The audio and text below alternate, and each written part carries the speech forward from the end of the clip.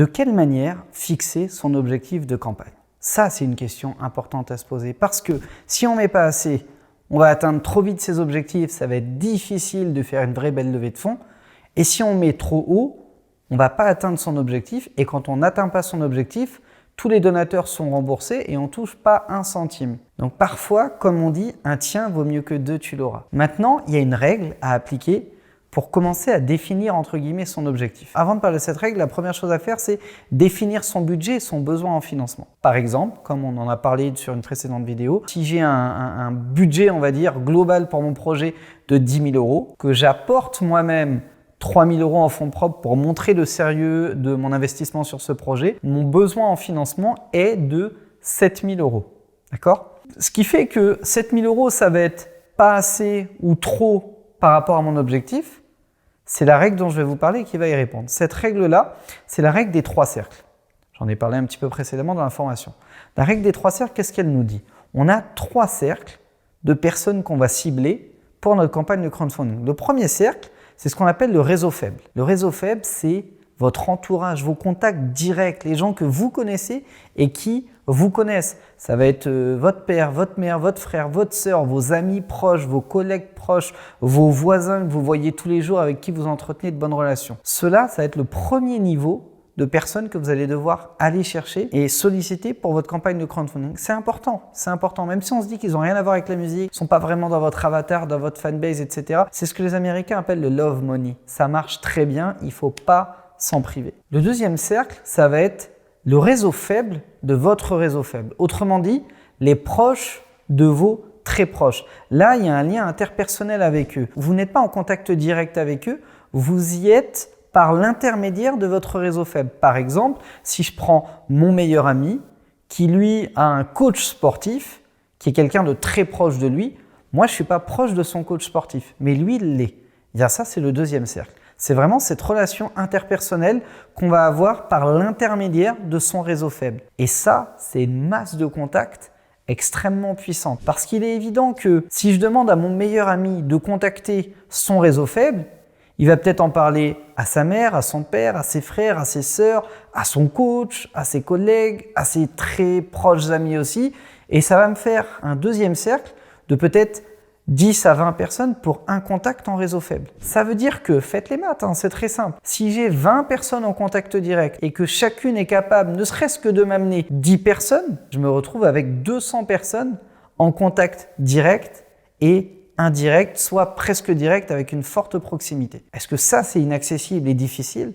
Non, c'est accessible à presque tout le monde. Presque tout le monde qui est capable d'avoir 10 proches autour de lui va être capable assez facilement d'avoir une centaine, voire même 200 personnes en proximité directe à solliciter à travers une campagne de crowdfunding. Mais pour ça, il faut motiver son réseau faible. Et puis on va avoir un troisième et dernier cercle, ça va être les contacts indirects, c'est-à-dire ceux que vous ne pouvez ni atteindre par votre réseau faible, ni atteindre par le réseau faible de votre réseau faible.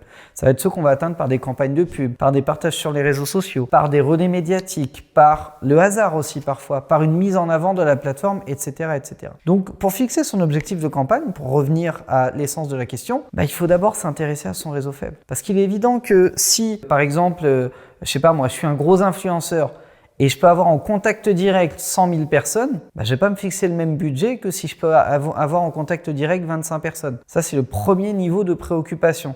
C'est la masse des contacts que vous pouvez atteindre en direct. Où il est aussi évident que si dans mon réseau faible, j'ai un gros influenceur qui, lui, va avoir un réseau faible immense, je vais avoir une masse de contacts bien plus importante. La première question à se poser, c'est ça. Et c'est pour ça que je vous incite vraiment à prendre le temps de lister sur papier votre réseau faible et de demander à chacun de vos contacts de vous lister ou de lister avec vous son réseau faible. Ça va vous donner une taille critique du nombre de contacts que vous avez. Je répète parce que c'est important. Si vous listez par exemple 10 contacts, Manu, Joe, François, Loïc, Albert, Anaïs, Sandrine, Martin, etc. Ça, c'est vos 10 proches. Si vous les appelez chacun, par exemple moi, là, si j'appelle Joe et que je lui dis Joe, c'est qui tes 10 contacts les plus proches que moi je connais pas assez bien, pas aussi bien que toi, et qu'il en liste 10 et qu'il me valide au téléphone, c'est bon, je peux les appeler pour toi, les solliciter sur leur campagne, sur ta campagne, machin, etc. Vous pouvez vous retrouver potentiellement avec, moi j'avais, 17 contacts en réseau faible et chacun de mes contacts a amené des contacts, ce qui fait qu'aujourd'hui on est peut-être 270 contacts. Et 270 contacts,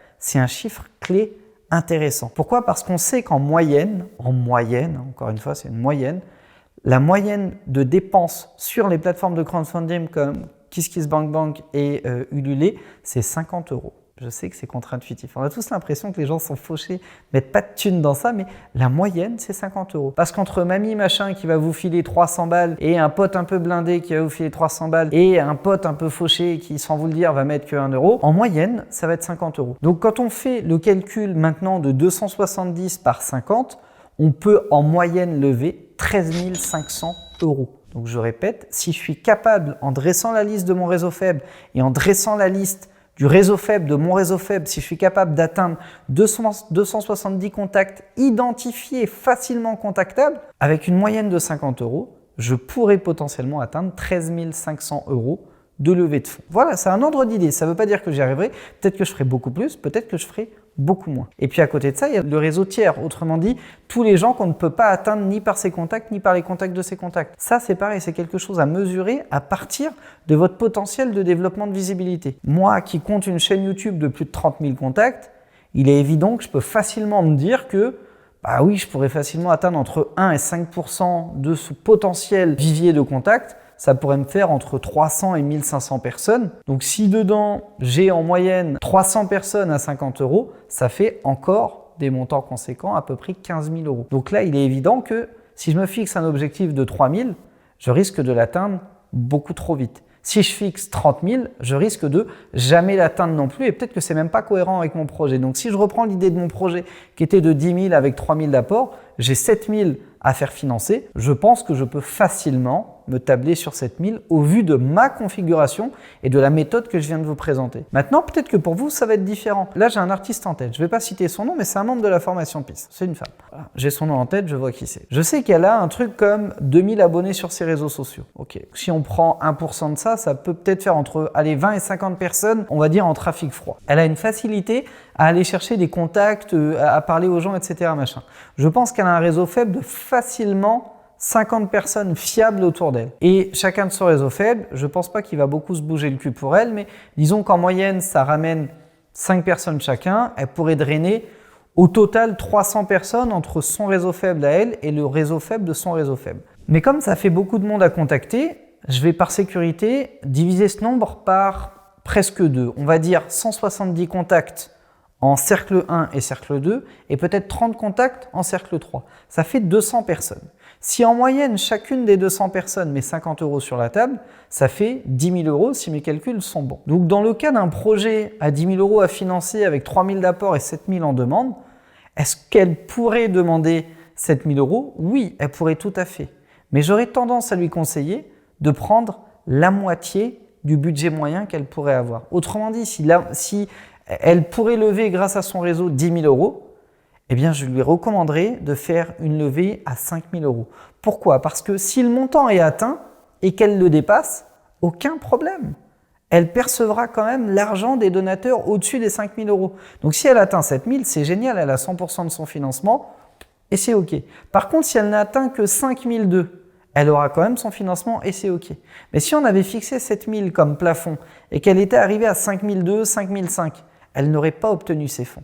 Donc là, on prend une marge de sécurité qui permet d'aiguiller, entre guillemets, le montant à fixer. Et là, ça vous donne une méthode. Donc la méthode, pour la résumer, elle est simple. 1. Lister ses contacts en réseau faible. 2. Appeler son réseau faible et avec lui au téléphone, lister les contacts de ses contacts. 3. Évaluer le potentiel de contact qu'on aurait dans le troisième cercle.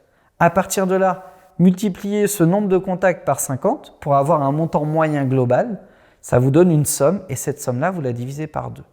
À partir de là, vous devriez être pas trop mal dans la manière d'objectiver le montant à fixer pour votre campagne de crowdfunding.